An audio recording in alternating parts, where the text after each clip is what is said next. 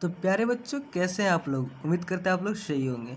बच्चों, आज से आप लोग के लिए जो आप लोग का एग्जाम होने वाला है 13 दिसंबर 2025 को नवोदय वाला, उसके लिए एक प्रैक्टिस सेट का हम सीरीज चला रहे हैं, जिसमें आपको हर रोज 5 से 10 क्वेश्चन जो इंपॉर्टेंट क्वेश्चन है, आपके एग्जाम्स में आने का बहुत ज़्यादा संभावना है, उस क्वेश्चंस को इस चैलेंज के माध्यम से आप लोगों को बताने का कोशिश करेंगे। ठीक है। तो बच्चों, ये जितने क्वेश्चंस हैं सारे इंपॉर्टेंट क्वेश्चंस हैं। टोटल आज हम 5 क्वेश्चंस का सॉल्यूशन आप लोग को करवाएंगे। आप लोग पहले सबसे पहले क्या कीजिएगा, क्वेश्चंस को सॉल्व करने से पहले, यानी कि सॉल्यूशंस देखने से पहले आप खुद से इसको सॉल्व करने की कोशिश कीजिएगा। वीडियो को पॉज कीजिएगा और खुद से सॉल्व करने की कोशिश कीजिएगा। अगर सॉल्व ना हो तब उसका आप सॉल्यूशंस को देखिएगा। चलिए वीडियो स्टार्ट करते हैं और आप लोगों को सिखलाते हैं कि इस क्वेश्चन को कैसे बनाया जाता है। तो हमारा पहला क्वेश्चन क्या है। पहला क्वेश्चन है 91 और 100 के बीच में कितनी अभाज्य संख्याएँ हैं। ठीक है। तो देखिए बच्चों, अभाज्य संख्या क्या होता है। अभाज्य संख्या वह संख्या होता है जिसका दो ही फैक्टर होता है। एक तो 1 होता है और दूसरा क्या होता है, वो संख्या खुद होता है। ठीक है। वो संख्या क्या होता है, खुद। ठीक है। तो वो संख्या होता है अभाज्य संख्या। इसका क्या होता है, दो ही फैक्टर होता है। एक तो या तो 1 होगा और या फिर वो संख्या खुद होगा। ठीक है। तो 91 और 100 के बीच में पूछ रहा है कितना अभाज्य संख्या है। ठीक है। तो देखिए 91 और 100 के बीच में सिर्फ एक ही अभाज्य संख्या होता है, वो है 97। ठीक है। 97 का जब आप फैक्टर कीजिएगा तो 1 और 97 यही दो हो गया, इसका फैक्टर होता है। इसके अलावा कोई फैक्टर नहीं होता है। ठीक है। और जिस संख्या का सिर्फ 2 फैक्टर हो तो वो संख्या जो होता है वो अभाज्य संख्या होता है। ठीक है। और अगर 2 से ज़्यादा फैक्टर होगा तो वो एक भाज्य संख्या होता है। तो उम्मीद करते हैं इसको आप बनाने के लिए सीख गए होंगे। चलिए दूसरा क्वेश्चन को सॉल्व कराते हैं। तो बच्चों, हमारा दूसरा क्वेश्चन है, यदि विक्रय मूल्य क्रय मूल्य का आधा है। ठीक है। यदि विक्रय मूल्य क्रय मूल्य का आधा है तो प्रतिशत हानि क्या होगा। ठीक है। देखिए बच्चों, इस क्वेश्चन को बनाना बहुत ही आसान है। ऐसे आपको देख के लग रहा है कि बहुत ज़्यादा हार्ड है, बट बनाना बहुत आसान है। देखिए कैसे बनाइएगा।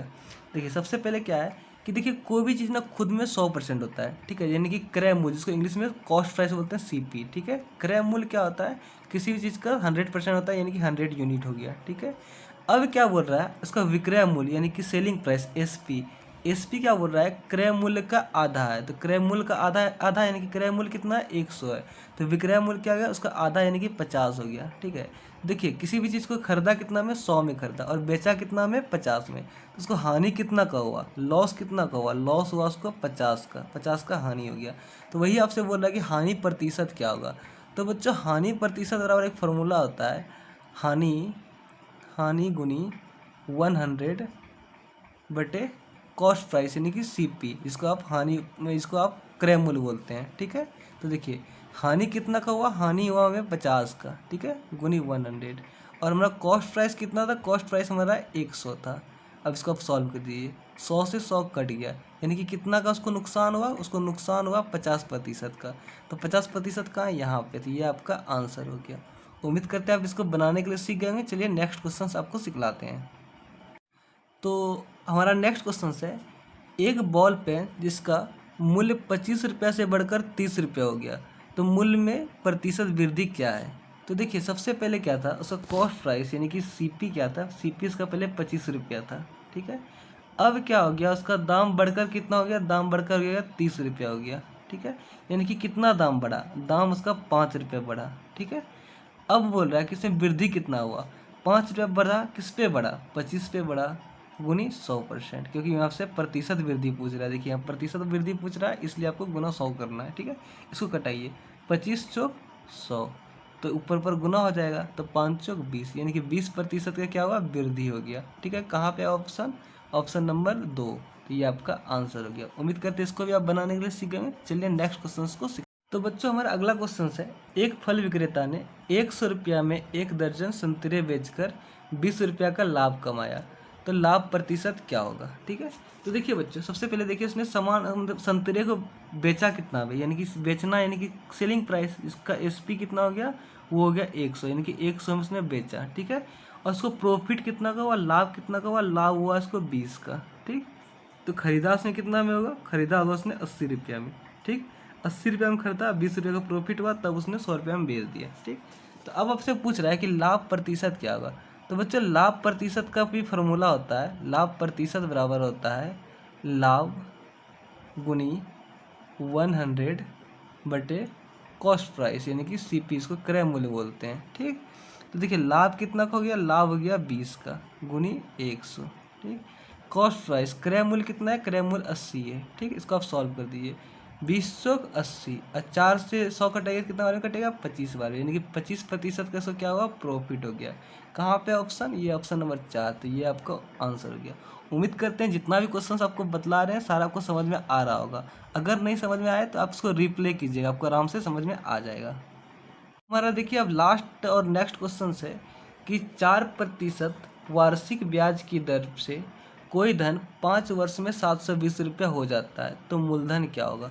सबसे पहले देखिए बच्चों इसमें डाटा क्या क्या दिया हुआ है, तो देखिए सबसे पहले इसमें क्या दिया हुआ है, दर दिया हुआ है, यानी कि रेट दिया हुआ है। रेट क्या दिया हुआ है, 4% दिया हुआ है दर। ठीक है, उसके बाद क्या है, इसमें टाइम दिया हुआ है। टाइम कितना दिया हुआ है, टाइम दिया हुआ है 5 ईयर, यानी 5 साल दिया हुआ है। ठीक है, अब देखिए यहाँ जो ये 720 है, 720 का ये मिश्रधन है, यानी कि अमाउंट है। ठीक है, मिश्रधन। ठीक है, तो अमाउंट कितना दिया हुआ है, मिश्रधन, मिश्रधन आपका दिया हुआ है 720 रुपया। ठीक, अब आपसे पूछ क्या रहा है, आपसे आपसे मूलधन पूछ रहा है। मूलधन यानी कि प्रिंसिपल पूछ रहा है कि कितना होगा। ठीक, मूलधन बराबर क्या हो गया, मूलधन बराबर हो गया वॉट। ठीक है, मूलधन को क्या बोलते हैं, प्रिंसिपल बोलते हैं, इसको पी से डिनोट करते हैं। ठीक है, तो देखिए मिश्रधन यानी कि अमाउंट, इसको मिश्रधन बराबर क्या होता है, मिश्रधन बराबर होता है प्रिंसिपल यानी कि मूलधन ब्रैकेट में 1 प्लस RT यानी कि दर गुणित समय बटे 100। ये इसका फॉर्मूला होता है, यानी कि मिश्रधन बराबर मूलधन ब्रैकेट में 1 प्लस दर गुणित समय बटे 100। ठीक है, सेम इसी फार्मूला पे आप सारा डाटा को रखिए, आपका आंसर आ जाएगा। ठीक, देखिए अमाउंट कितना यानी मिश्रधन कितना दिया है, 720 दिया हुआ है। 720 बराबर प्रिंसिपल आपसे यानी कि मूलधन पूछ रहा है, तो मूलधन को यहाँ रहने दीजिए। ठीक है, ब्रैकेट में 1 प्लस देखिए RT, R गुनी टी, तो R गुनी टी कितना हो गया, 5 चौक 20, 20 बटे 100। इसको सॉल्व किया तो 20 पंचे 100 यानी कि 1/5। देखिए 1 प्लस 1/5 कीजिए तो कितना होगा, 6/5, यानी कि 720 बराबर P गुनी 6/5। देखिए ऊपर ऊपर कट जाएगा, तो 6 से कटाइएगा 720 को कितना बार में होगा, 6 का 6 और 6 दूनी 12, यानी कि 120 बार में। और उसके बाद क्या होगा, P बराबर क्या होगा, यहाँ देखिए ये नीचे से क्रॉस मल्टीप्लाई हो जाएगा, तो 12 पंचे 60 यानी कि 600 हो गया इसका आंसर। ठीक है, 600 ऑप्शन में कहाँ पे, तो यहाँ पे। उम्मीद करते इसको भी आप बनाने के लिए सीख गएंगे। तो बच्चों ये सारे क्वेश्चंस इंपॉर्टेंट क्वेश्चंस थे जो आपके एग्जाम्स में पूछे जाने का बहुत ज़्यादा संभावना है।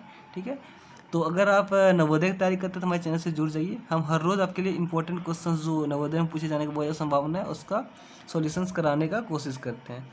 तो मिलते हैं बच्चों नेक्स्ट वीडियो में, तब तक के लिए bye bye, take care, love you all.